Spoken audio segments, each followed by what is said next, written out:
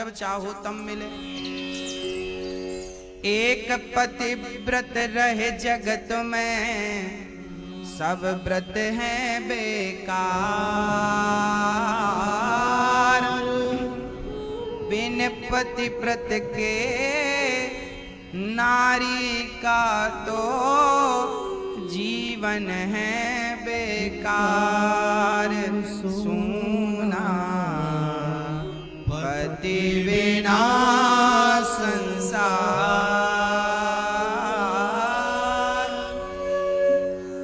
पति ही ब्रह्मा पति ही विष्णु, पति नर अवतार। जिस नारी ने कंधा पाया, उसकी नैया पार। सूना पति बिना संसार।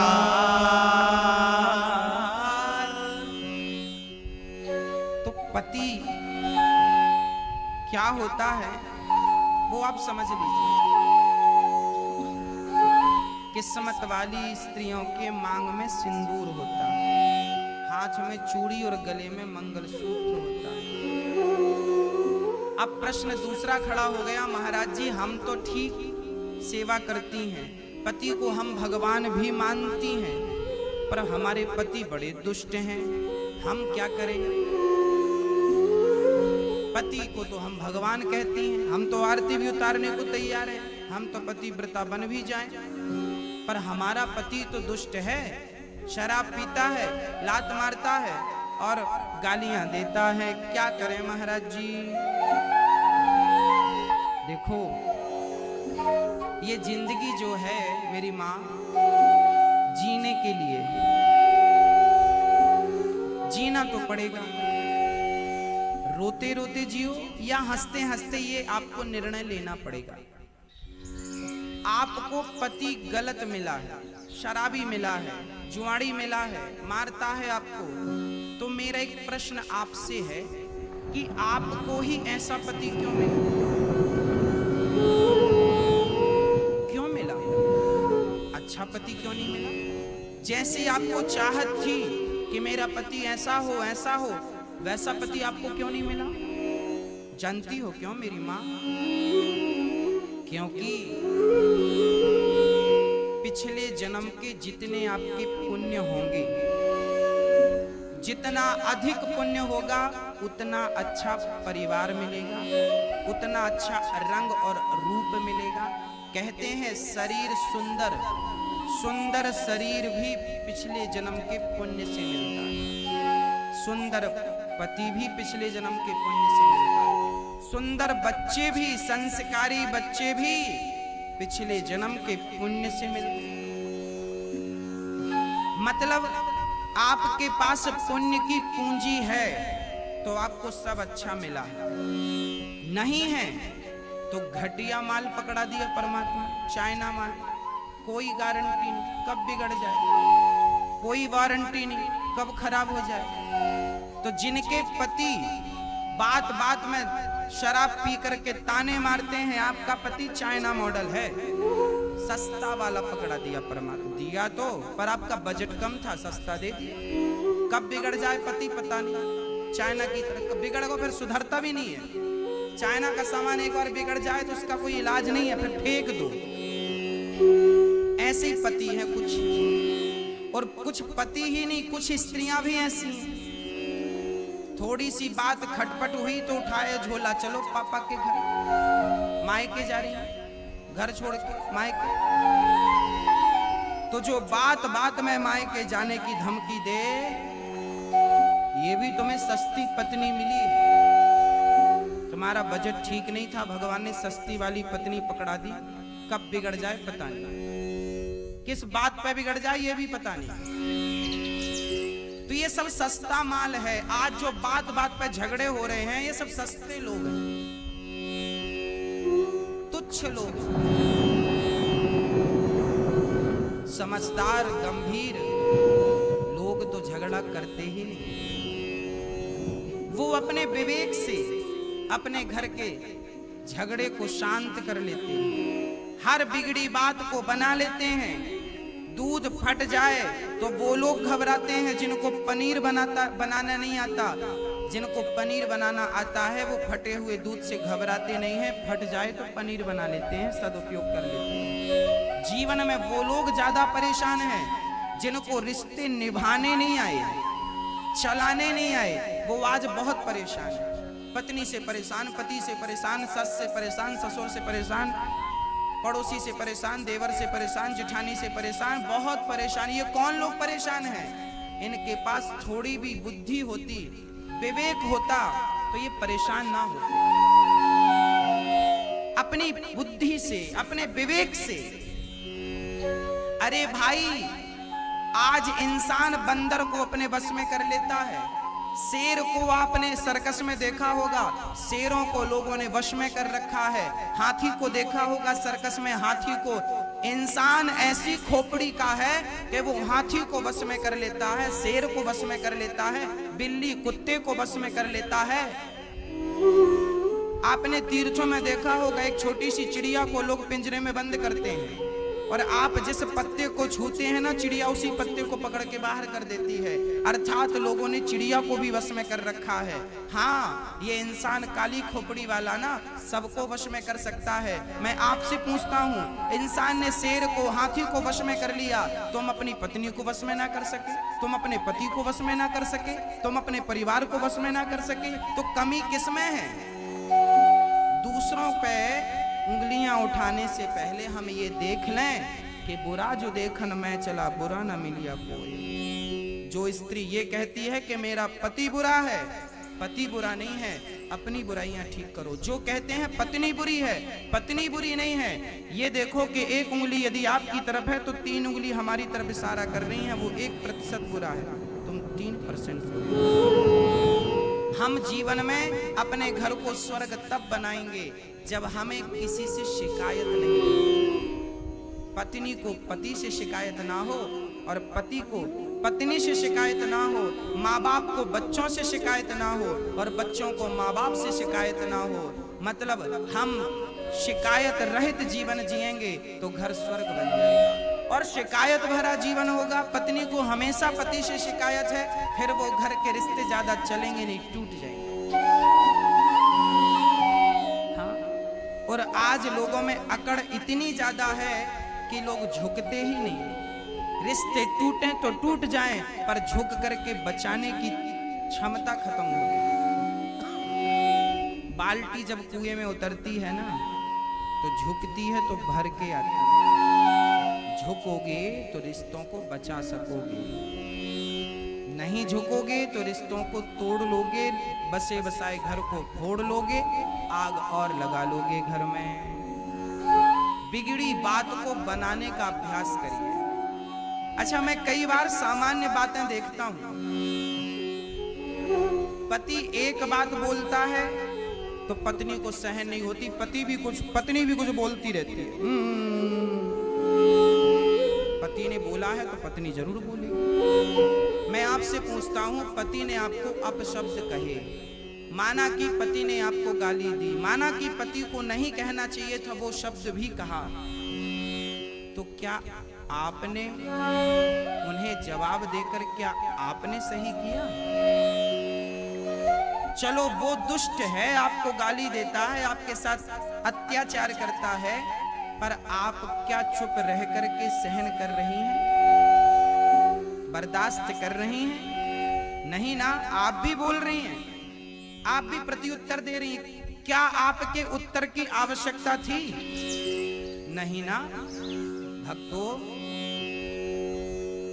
झगड़े तब बढ़ते हैं जब मैं गाली दूं, आप सुने और आप भी गाली देने लगे। झगड़े वहां खत्म हो जाते हैं जहां मैं तो कहूं पर आप कुछ ना। आपके अंदर सहनशीलता यदि है तो आप बहुत अच्छे गृहस्थी हैं, और आपके भीतर सहनशीलता नहीं है तो आप बहुत अच्छे वाले गृहस्थी नहीं है, टेम्परेरी गृहस्थी। आज आपकी गृहस्थी है, कल नहीं रहेगी। लिखवा लीजिए हमसे, यदि आप सहनशील नहीं है आप सहनशील हैं तो आपकी गृहस्थी आज भी है, कल भी रहेगी। और आपके अंदर सहनशीलता नहीं है तो आज गृहस्थी है पर कल नहीं रहेगी आपकी, क्योंकि आपको सहन करना आता नहीं है, तो सहन करना पड़ेगा। गोस्वामी तुलसीदास जी की पत्नी से मिलने गए। गोस्वामी जी सुनो, रात को आए हैं तुमसे मिलने, तुम्हारे बिना जी नहीं लग रहा है। सांप को ही रस्सी समझकर कुटिया पे चले गए, उनके कमरे में चले गए। पत्नी ने क्या जवाब दिया? पत्नी ने कहा, जितना दिल मुझसे लगाए हो इतना भगवान से लगाते तो भगवान मिल जाते। लो, गोस्वामी जी को पत्नी ने ये जवाब दिया। अब बताओ, क्या गोस्वामी जी की पत्नी को ये जवाब देना चाहिए था? पति आया है मिलने तो स्वागत करो, सत्कार करो, पानी पिलाओ, पूछो कैसे आना हुआ, ये थोड़ी कि आए हो हमसे मिलने। पर ठीक है, गोस्वामी जी ने अपनी पत्नी के उस शब्द को गुरु मंत्र मान लिया और अपना जीवन बदल लिया। पर आज का हर आदमी तो गोस्वामी तुलसीदास नहीं बन सकता। बनना होता तो गली गली में तुलसीदास नजर आते। रोज तो अपमान सह रहे हैं बेचारे। हाँ। परंतु वो विचारधारा गोस्वामी जी की थी ना, हर इंसान की तो नहीं हो सकती। वो थिंकिंग गोस्वामी जी की थी, सबकी तो नहीं हो सकती। महाराष्ट्र के एक संत थे, नाम था तुकाराम जी। संत तुकाराम जी की पत्नी बड़ी दुष्ट प्रकृति की थी। संत तुकाराम जी सत्संग कर रहे थे, पत्नी आई, क्यों जी कमाते धमाते कुछ हो नहीं, बस बैठे गाल बजाते रहते हो। दो चार भगत बैठे थे, पत्नी ने कहा, सोना उठ के चले जाओ घर, तुम्हारे कोई काम धाम नहीं, निठल्ले बैठे रहते हो यहाँ। पत्नी आई और सबके बीच में पति का अपमान करके चली गई। निठल्ला है, बैठा है, कोई काम हम करता नहीं, कई कुएं पानी भरने चली। पानी भर के आई, सिर पे घड़ा था, देखा तो फिर भी बाबा जी बैठे। बड़ा गुस्सा आया, बात नहीं मानता, पूरा घड़ा भरा भराया पति की खोपड़ी में पटक दिया। ले। पति मुस्कुराते हुए बोला, देखो जी मेरी पत्नी कितनी अच्छी है। पहले तो आई बेचारी, गरज गई, बाद में आके बरस गई। बादल तो गरजते हैं बरसते नहीं, पर मेरी पत्नी तो गरजती भी और बरसती भी बराबर है। ऐसी विपरीत पत्नी को पाकर भी तुकाराम जी भगवान का धन्यवाद देते थे। विपरीत थी पत्नी, बिल्कुल अपोजिट थी। एक दिन तुकाराम जी से कहा, जाओ कुछ कमा के लाओ। तुकाराम जी गए तो एक खेत में गन्ने की कटाई चल रही थी, तो गन्ने तोड़वाने लगे। तो खेत के किसान ने 4-6 डंडे गन्ने के दे दिए, बाबा जी तुम भी चूसना। बाबा जी 4 डंडे कंधे पर दबा करके ला रहे थे, तो बच्चे मिल गए, बाबा जी गन्ना दे दो गन्ना। तो तुकाराम भगत आदमी थे, बड़े सज्जन थे, डंडा तोड़ तोड़ के बच्चों को दे रहे हैं, लो बेटा गन्ना चूसो, लो बेटा राम जी लो, श्याम जी लो, राधा जी लो, सबको दे। एक डंडा बचा। घर गए, पत्नी ने कहा, क्या कमा के लाए हो? लाठी बता दी सामने। उसको लगा लाठी है, मारने आया है। पत्नी ने छोड़ा कर बाबा जी की पीठ में जमाया वही गन्ना, और जब गन्ना पीठ में जमाया तो गन्ना टूट गया। अभी एक था, 20 से टूटा, 2 हो गए। तुकाराम जी सोची, तुम कितनी अच्छी हो। मैं रास्ते भर यही सोचता आया कि गन्ना एक है, चूसने वाले 2 हैं, कैसे चूसेंगे। अब तुमने 2 कर दिया, एक का रस तुम चूस लो, एक का हम चूस ले रहे। मतलब पत्नी ऐसी है फिर भी झगड़ा नहीं। देखो, आप इतने सहनशील हो जाएं तो आपका घर स्वर्ग बन जाए। सहनशीलता इतनी हो। एक पत्नी ने अपने पति को कह दिया, तुम जानवर हो, जानवर। एक नंबर पत्नी ने कहा, तुम जानवर हो, सबके बीच में कहा। पर पति बड़ा पॉजिटिव था, नेगेटिव विचारधारा थी ही नहीं, नेगेटिव सोचना नहीं उसको। पत्नी ने कहा, तुम जानवर हो। पति ने कहा, तुम ठीक कह रही हो, तुम हमारी जान, हम तुम्हारे वर बराबर जानवर। जान प्लस वर बराबर जानवर। झगड़ा करने वाले तो इतनी सी बात पे भी झगड़ा कर लेते हैं, और झगड़ा ना करने वाले बड़ी बड़ी बातों को हल्के में लेके खत्म कर देते हैं। अब आपकी गृहस्थी है, आपका घर है, आपका परिवार है, कैसे डील करना है, कैसे रहना है, कैसे नहीं रहना, मर्जी आपकी, सारे द्वार आपके लिए खुले। आप सहनशील बनना चाहते हैं या नहीं बनना चाहते? सहनशीलता है, हम तो यही कहेंगे सहनशीलता बढ़ाइए। पत्नी को सहनशील बनना पड़ेगा, पति को सहनशील बनना पड़ेगा। परिवार के हर सदस्य को 2 बातें पचाने की क्षमता रखो। बात बात पे गरम मत हो जाया करो, बात बात पे आपा मत खो दिया करो। सहनशील समुद्र की तरह गंभीर बनो, लाखों नदियां रोज मिल रही हैं समुद्र में, पर आज तक बाढ़ नहीं आई। और आपके पड़ोस की नदी में थोड़ा पानी गिरा तो बाढ़ आ गई। क्षुद्र नदी जल भरी तराई, थोड़ी छोड़ी छोटी नदियों में जल्दी बाढ़ आ जाती है, समुद्र में बाढ़ नहीं आती, क्योंकि वो गंभीर है। वो इंसान को समुद्र की तरह बनना होगा। बात बात पर जो विवाद करे ये छोटी नदी की तरह है, और जो हर बात पे गंभीर रहे, गंभीरता से विचार करे, वो समुद्र की तरह। हमें समुद्र की तरह बनना, गंभीर बनना। कोई भी निर्णय क्रोध में ना ले लेना। किसी ने कोई बात कही, निर्णय ले लिया, जाओ आज से हम तुम्हारा मुंह नहीं देखेंगे, जाओ आज से निकल जाओ घर से, जाओ ये कर लो वो कर लो, ये ऐसे रिश्ते नहीं चलते। सामने वाला आपको गाली दे रहा है तो आप मंथन करिए, विचार करिए, सामने वाला हमें गाली क्यों दे रहा, हमें क्या कमी है, क्या गलती हमने की जिसके कारण सामने वाला। अपनी गलती पे विचार करिए, अपनी गलती को सुधारिए, अपने आप सामने वाले की शिकायत खत्म हो जाएगी। हाँ, हम तो ये विचार करते हैं हमें गाली क्यों दी तूने गाली हमें, अरे इस पर विचार की, गाली क्यों मिल रही है आपको, क्या गलती की आपने, वो गलती कब सुधारेंगे आप। ऐसे रिश्ते चलते हैं। खासकर पति पत्नी को बहुत समझदारी की जरूरत है, बहुत। पत्नी को समझदार होना चाहिए, और बुढ़ापे में पत्नी ही काम आती है। जब बूढ़ा आदमी